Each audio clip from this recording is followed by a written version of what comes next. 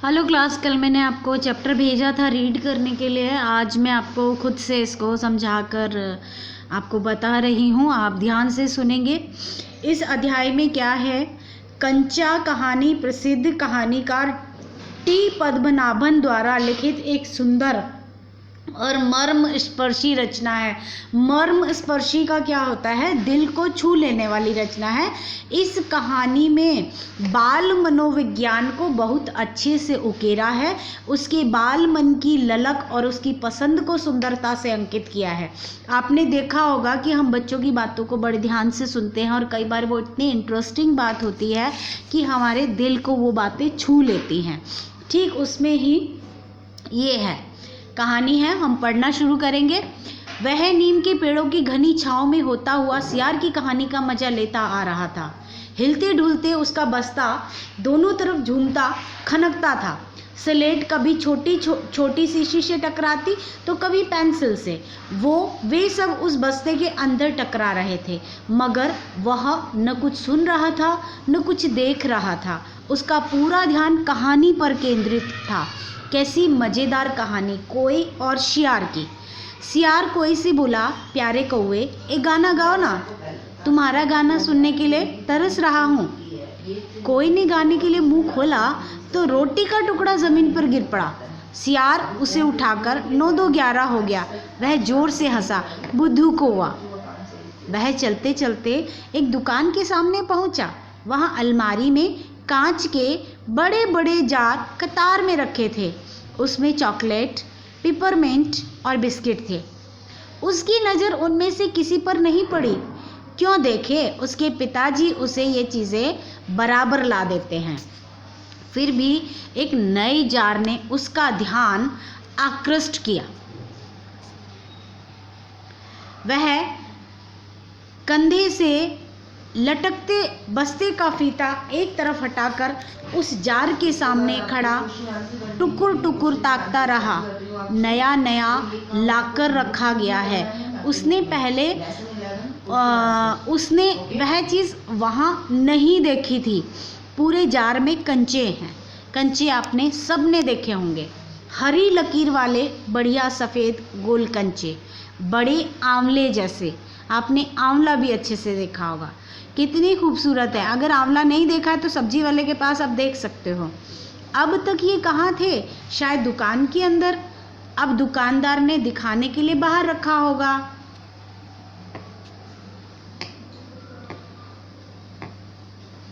उसके देखते देखते जार बड़ा होने लगा। वह आसमान सा बड़ा हो गया। मतलब वो उस जार को देख के और कुछ सोचने लगा कि मतलब ये जार बड़ा हो जाएगा। ठीक है, आसमान सा बड़ा हो गया तो वह भी उसके भीतर आ गया और वो सपना देखने लगा कि वो जो कंचे हैं वो बहुत बड़े बड़े हो गए और वो भी उन कंचों के अंदर आ गया।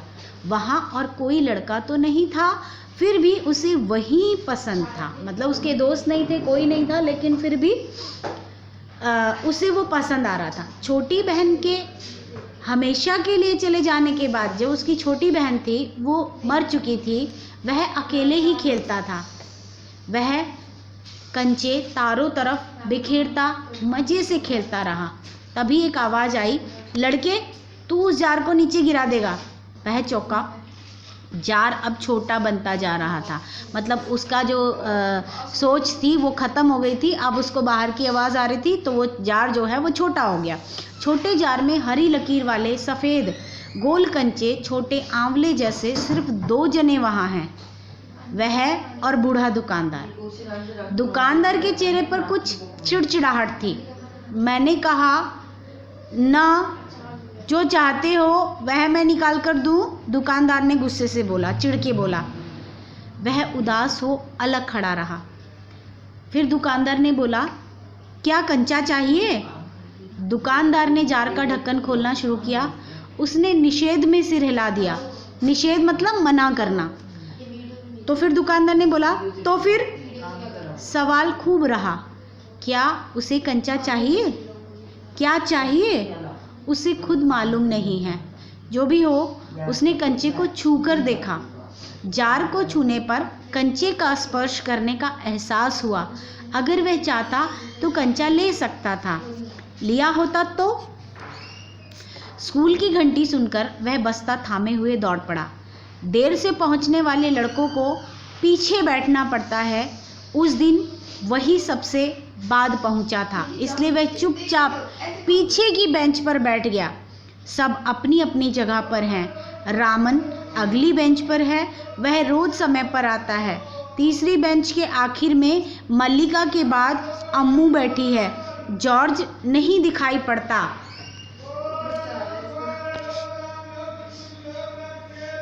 लड़कों के बीच जॉर्ज ही सबसे अच्छा कंचे का खिलाड़ी है। कितना भी लड़का उसके साथ खेले, जॉर्ज से मात खाएगा। हारने पर वो ही विदा नहीं हो सकता। हारे हुए को अपनी बंद मुट्ठी जमीन पर रखनी होगी, तब जॉर्ज कंचा चलाकर बंद मुट्ठी के जोड़ों की हड्डी तोड़ेगा। जॉर्ज क्यों नहीं आया?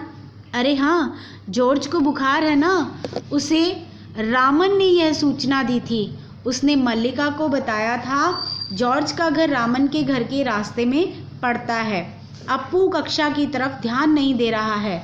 मास्टर जी, उसने हड़बड़ी में पुस्तक खोलकर सामने रख ली। रेलगाड़ी का सबक था। रेलगाड़ी पृष्ठ 37। घर पर उसने यह पाठ पढ़ लिया है। मास्टर जी बीच बीच में बैंत से मेज ठोकते हुए ऊंची आवाज में कह रहे थे, बच्चों, तुम में से कई ने रेलगाड़ी देखी होगी। उसे भाप की गाड़ी भी कहते हैं, क्योंकि उसका यंत्र भाप की शक्ति से ही चलता है। भाप का मतलब पानी से निकलती भाप से। तुम लोगों के घरों में चूल्हे में भी। अप्पू ने भी सोचा रेलगाड़ी, उसने रेलगाड़ी देखी है, छुक छुक यही रेलगाड़ी है। वह भाप की भी गाड़ी का मतलब। मास्टर जी की आवाज़ अब ऊंची थी, कम ऊंची थी। वे रेलगाड़ी के हर किस्से के बारे में समझा रहे थे। पानी रखने के लिए खास जगह है, इसे अंग्रेजी में बॉयलर कहते हैं। यह लोहे का बड़ा पीपा है, लोहे का एक बड़ा कांच का जार। इसमें हरी लकीर वाले सफ़ेद गोल कंचे, बड़े आंवले जैसे। जॉर्ज जब बड़ा होकर आ जाएगा तब उससे कहेगा। उस समय जॉर्ज कितना खुश होगा। सिर्फ वो दोनों खेलेंगे और किसी के साथ खेलने नहीं देंगे। उसके चेहरे पर चौक का टुकड़ा गिरा। अब वो कुछ और सोच रहा था कंचों के बारे में, और मास्टर जी ने उसके मुंह पे चौक मारा फेंक कर। अनुभव के कारण वह उठकर खड़ा हो गया। मास्टर जी गुस्से में हैं। अरे तू इधर क्या कर रहा है? उसका दम घुट रहा था। बोल। वह खामोश खड़ा रहा। क्या नहीं बोलेगा? वे अप्पू के पास पहुँचे। सारी कक्षा सांस रोके हुए उसी तरफ देख रही थी। उसकी घबराहट बढ़ गई। मैं अभी किसके बारे में बता रहा था? कर्मठ। मास्टर जी उस लड़के का चेहरा देखकर समझ गए कि उसके मन में कुछ और है। शायद उसने पाठ पर ध्यान दिया भी हो। अगर दिया है तो उसका जवाब उसके मन से बाहर ले आना है। इसी में उनको सफलता। हाँ बता, डरना मत। मास्टर जी ने देखा अप्पू की जबान पर जवाब था, हाँ। वह कांपते हुए बोला, कंचा। वे सकपका गए। कक्षा में भूचाल आ गया। Stand up. मास्टर साहब की आंखों में चिंगारियां सुलग रही थी। अप्पू रोता हुआ बेंच पर चढ़ा। पड़ोसी कक्षा की टीचर ने दरवाजे से झांककर देखा, फिर सम्मिलित हंसी। रोकने की पूरी कोशिश करने पर भी वह अपना दुख रोक नहीं सका। सुबकता रहा। रोते रोते उसका दुख बढ़ता ही गया। सब उसकी तरफ देखकर उसकी हंसी उड़ा रहे हैं। रामन, मल्लिका, सब। बेंच पर खड़े खड़े उसने सोचा, दिखा दूंगा सबको। जॉर्ज को आने दो। जॉर्ज जब आए, जॉर्ज के आने पर वह कंचे खरीदेगा। इनमें से किसी को खेलने नहीं बुलाएगा। कंचे को देख ये ललचाएंगे। इतना खूबसूरत कंचा है। हरी लकीर वाले सफ़ेद गोल कंचे, बड़े आंवले जैसे। तब शक हुआ, कंचा मिले कैसे? क्या मांगने पर दुकानदार देगा? जॉर्ज को साथ लेकर पूछे तो नहीं दे, तो किसी को शक हो तो पूछ लो। मास्टर जी ने उस घंटे का सबक समाप्त किया। क्या किसी को कोई शक है? अप्पू की शंका अभी दूर नहीं हुई थी। वह सोच रहा था, क्या जॉर्ज को साथ ले चलने पर दुकानदार कंचा नहीं देगा? अगर खरीदना पड़ा तो कितने पैसे लगेंगे? रामन ने मास्टर जी से सवाल किया और उसे सवाल का जवाब मिला। अम्मिणी ने शंका का समाधान कराया। कई छात्रों ने यह दोहराया। अप्पू क्या सोच रहे हो? मास्टर जी ने पूछा। पूछ लो ना, शंका क्या है? शंका जरूर है। क्या जॉर्ज को साथ ले चलने पर दुकानदार कंचे देगा? नहीं तो कितने पैसे लगेंगे? क्या 5 पैसे में मिलेगा, 10 पैसे में? क्या सोच रहे हो? पैसे? क्या? कितने पैसे चाहिए? किसके लिए? वह कुछ नहीं बोला। हरी लकीर वाले सफ़ेद गोल कंचे उसके सामने से फिसलते गए। मास्टर जी ने पूछा, क्या रेलगाड़ी के लिए? उसने सिर हिलाया। बेवकूफ़, रेलगाड़ी को पैसे से खरीद नहीं सकते। अगर मिले तो उसे लेकर क्या करेगा? वह खेलेगा, जॉर्ज के साथ खेलेगा। गाड़ी नहीं, कंचा। चपरासी एक नोटिस लाया। मास्टर जी ने कहा, जो फीस लाए हैं वे ऑफिस जाकर जमा करा दें। बहुत से छात्र गए। राजन ने जाते जाते अप्पू के पैर में चिकोटी काट ली। उसने पैर खींच लिया। उसे याद आया, उसे भी फीस जमा करनी है। पिताजी ने उसे 1.5 रुपया उसके लिए दिया है। उसने अपनी जेब टटोल कर देखा, 1 रुपये का नोट और 50 पैसे का सिक्का। वह बेंच से उतरा। किधर? मास्टर जी ने पूछा। उसके कंठ से खुशी के बुलबुले उठे। फीस देनी है। फीस मत देना, मास्टर ने कहा। वह झिझकता रहा। On the bench.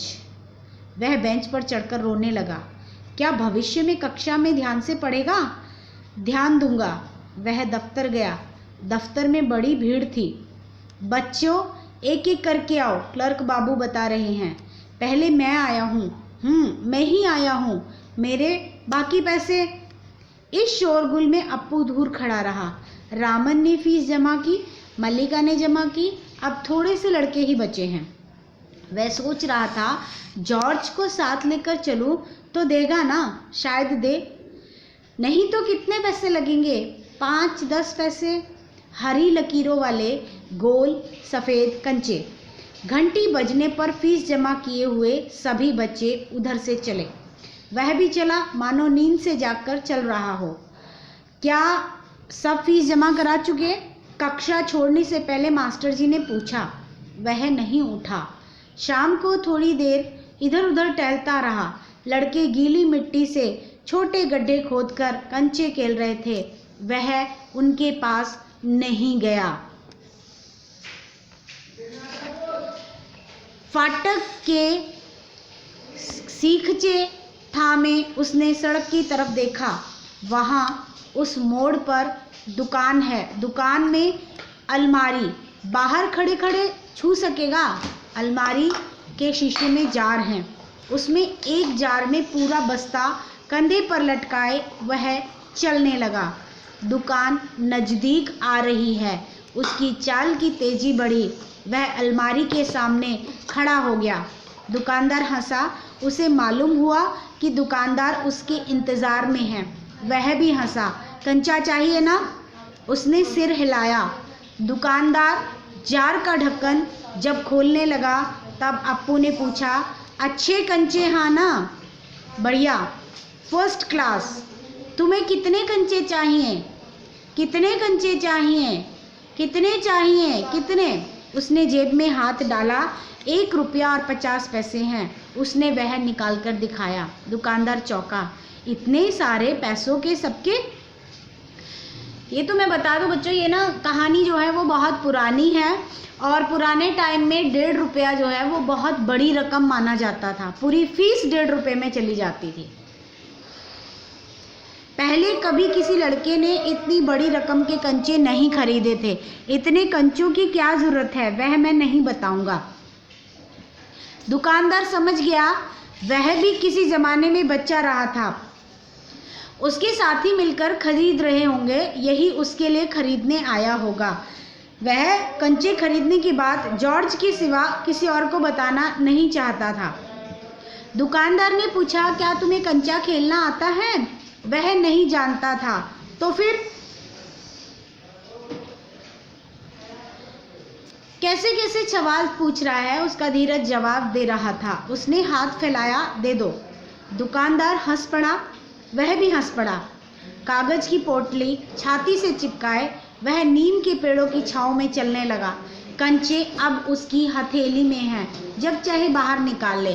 उसने पोटली हिलाकर देखा, वह हंस रहा था। उसका जी चाहता था काश पूरा जार उसे मिल जाता। जार मिलता तो उसके छूने से ही कंचे को छूने का एहसास होता। एकाएक उसे शक हुआ, क्या सब कंचों में लकीर होगी? उसने पोटली खोलकर देखने का निश्चय किया। बस्ता नीचे रखकर वह धीरे से पोटली खोलने लगा। पोटली खुली और सारे कंचे बिखर गए। वे सड़क के बीचों बीच पहुंच रहे हैं। क्षण भर शक पकाने के बाद वह उन्हें चुनने लगा। हथेली भर गई। वह चुने हुए कंचे कहाँ रखे? स्लेट और किताब बस्ते के बाहर रखने के बाद कंचे बस्ते में डालने लगा। 1 2 3 4। एक कार सड़क पर ब्रेक लगा रही थी। उस वक्त भी कंचे चुनने में मगन था।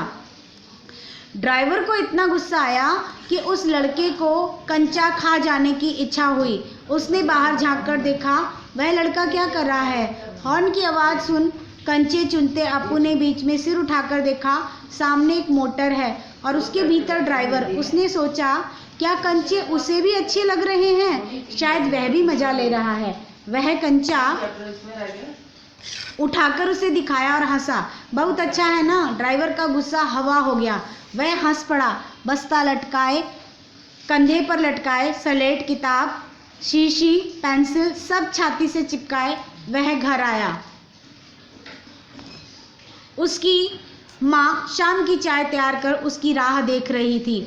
बरामदे में बेंच पर स्लेट व किताबें फेंककर वह दौड़कर माँ के गले लग गया।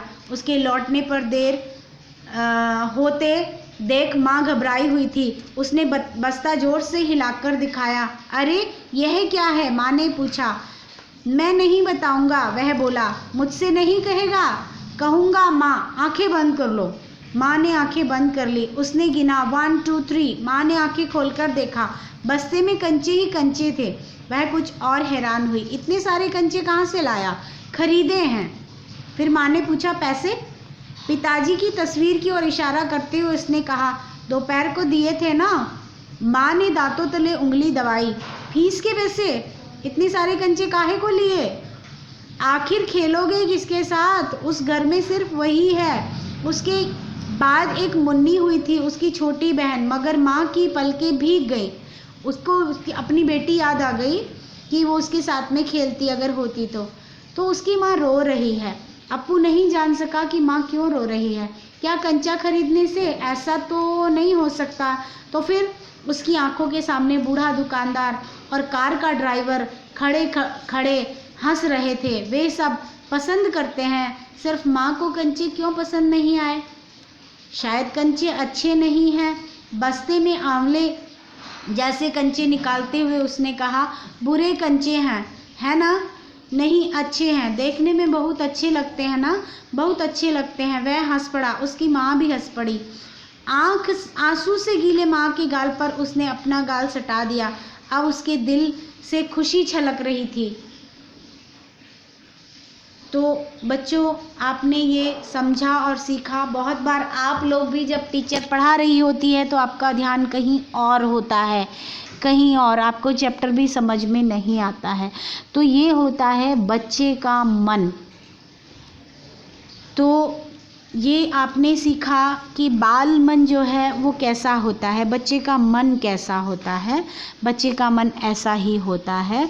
तो अगर आपको पाठ समझ में ना आए और आपका ध्यान भी कंचों में चला जाए तो मुझसे लेसन के बारे में दोबारा पूछ सकते हो।